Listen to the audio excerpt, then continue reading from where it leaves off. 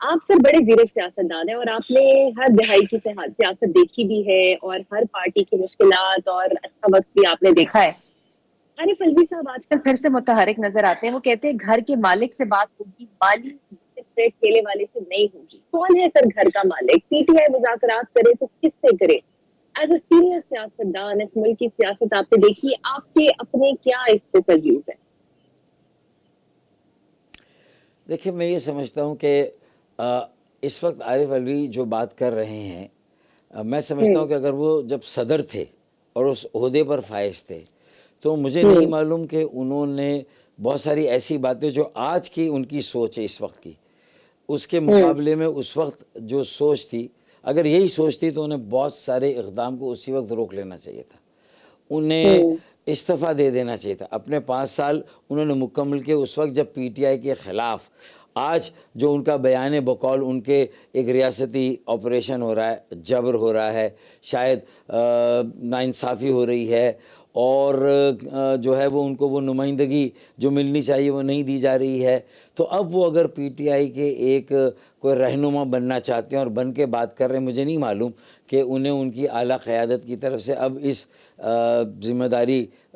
کا کہا گیا نہیں کہا گیا، یہ وہ خود شاہ سے زیادہ شاہ کے وفادار بن کے، میں تو سمجھتا ہوں کہ اس وقت وہ بہت سارے اقدام ایسے کر سکتے تھے کہ جس سے کہ شاید نوبت یہاں تک نہ پہنچتی، وہ شاید خان صاحب کو بھی کوئی ایسی بات کہہ سکتے تھے کہ جہاں سینیٹی، جہاں سینسیبلٹی کے محاذ آرائی سے گریز کیا جائے، ایسے الفاظ جو آج علی احمد، جو علی امین گنڈاپور بول رہے تھے وفاق کے خلاف، جو انہوں نے آج گفتگو وہاں پر کی ہے، تو میرے خیال میں وہی بات خان صاحب اس وقت کر رہے تھے۔ تو دیکھیں، بعد میں تو قصور اس کا آ جائے گا جس کے پاس اختیار ہے، پھر وہ اپنے اختیار کو اس کی حد میں رہ کے استعمال نہیں کرتا۔ جس ادارے کے پاس اختیار ہے وہ حد سے تجاوز کرتا ہے، چاہے وہ پارلیمان یا حکومت ہو اس میں سے نکلنے والی، چاہے وہ اسٹیبلشمنٹ ہو یا چاہے وہ عدلیہ ہو، ہر ادارہ یہ سمجھتا ہے اور اس میں بیٹھے ہوئے لوگ کہ ہم عقل کل ہیں اور ہم جو کہہ رہے ہیں وہ صحیح ہے، باقی سب غلط۔ کوئی یہ نہیں کہہ رہا کہ یار میں بھی غلط ہو سکتا ہوں اور ہو سکتا ہے میرا مخالف یا دوسرے ادارے کا شخص صحیح ہو سکتا ہے، میں اپنے ذہن کو تھوڑا کھلا رکھوں اور بیچ میں کسی آربیٹریٹر کو رکھ کے اس سے بھی مشورہ لوں اور پوچھوں کہ کیا میرا اسٹینڈ 100% صحیح ہے، کیا میں نے 100% اپنے، کوئی بھی اس بات کی پرواہ نہیں کرتا، وہ سمجھتا اگر اس کے پاس اختیار ہے اور آئین میں ہے وہ اسے مادر پدر استعمال کرتا ہے۔ اصل میں ہماری میچورٹی نہیں ہے، چاہے ایمانداری کی باتیں دیکھیں، چاہے عدلیہ ہو، چاہے اسٹیبلشمنٹ ہو، چاہے ہمارے یہ جو پارلیمان ہے، جو ہمارا سیاسی ایوان ہے، میں یہ محسوس کرتا ہوں کہ وہاں پر کوئی یہ آواز نہیں آتی کہ بھئی سب کو ووٹ ملے تھے مہنگائی اور بے روزگاری کا خاتمہ کرنے کے لیے، سب کو ووٹ ملے تھے معاشی بحران کو حل کرنے کے لیے۔ پی ٹی آئی کو اپنی اسٹریٹجی 2 پرونگ بنانی چاہیے تھی۔ ایک پرونگ، ایک جہت یہ ہوتی کہ ہم عمران خان کو چھوڑائیں گے، ہم احتجاج کریں گے، ہم دھرنے دیں گے، ہم پارلیمان میں بھی بیٹھیں گے،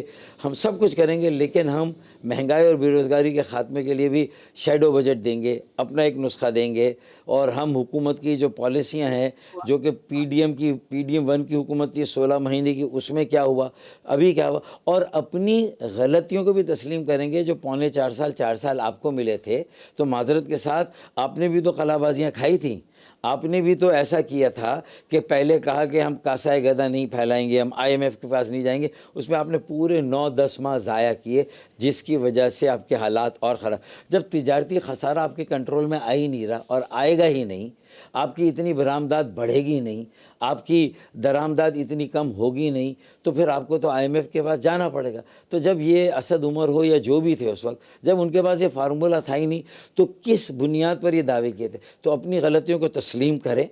اور اس کے بعد کہیں کہ ہم سے بھی غلطیاں ہوئیں، اور یہ متواتر تمام حکومتوں کا ملبہ ہے۔ اور آج اگر کایا پلٹ گئی اور ایک اچھا وقت پھر آ گیا پی ٹی آئی کا، میں نے تو یہ بھی کہا کہ جو آج جیل میں شاید وہ کل اقتدار میں ہو، اور جو آج اقتدار میں شاید وہ کل جیل میں ہو، یہ 77 سالوں سے ملک میں ہو رہا ہے۔ تو اگر پھر یہ کہانی دہرائی گئی تو پھر اس وقت آپ کو پھر آٹے دال کا بھاؤ پتہ چلے گا، پھر پتہ چلے گا